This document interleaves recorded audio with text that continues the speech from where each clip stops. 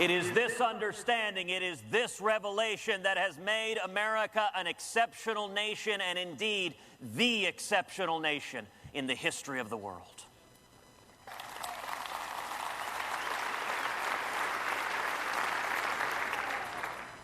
Now is the time for each of us to ask for the courage of Daniel and Esther and Jeremiah.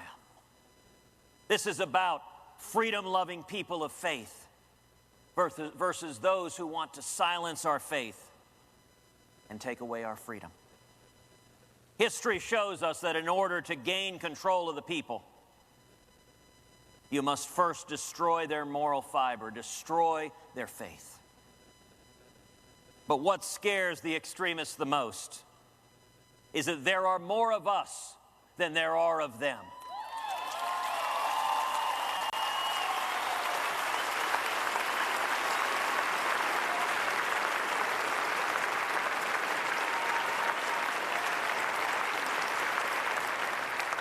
You have heard tonight of two tremendous groups, the Liberty Institute and the Alliance Defending Freedom. Two groups I have been proud to volunteer to work with, to support for many, many decades. And let me tell you, these groups, if you are finding yourself persecuted for your faith, these groups exist to defend our First Amendment rights, our religious liberty. They have lawyers on call that will come often and represent you for free because they believe and understand if we lose our religious liberty, we lose every freedom in America.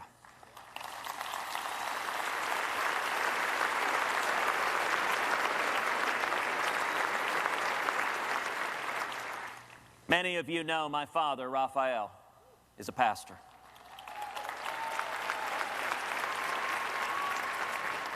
He saw freedom taken away in Cuba, and it breaks his heart to see the same thing happening in America.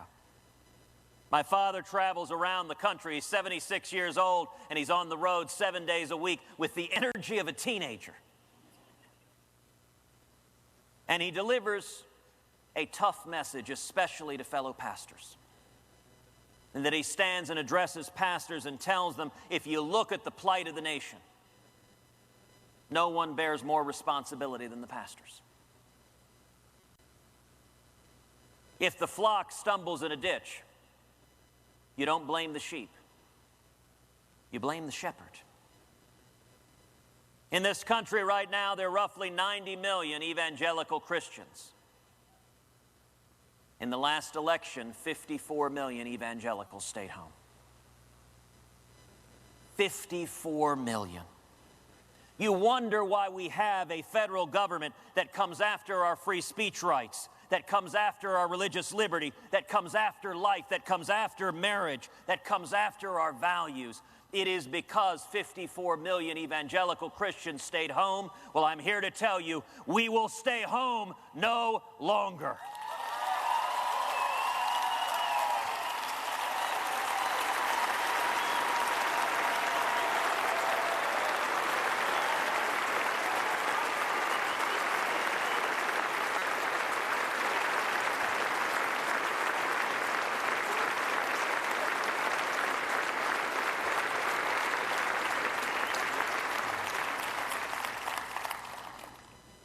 I'd like to ask every pastor who is here with us today to please stand.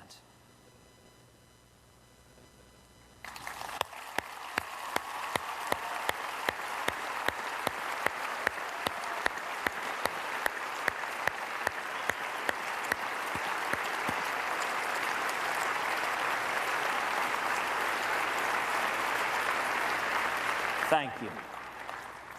Thank you for your leaderships. Thank you for standing for faith. Thank you for the impact you're making in your congregation, in your community, standing up together, helping all of us awaken the body of Christ to restore this nation.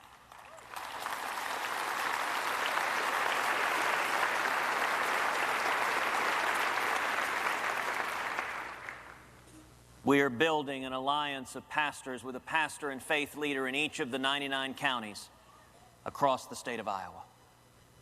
Together,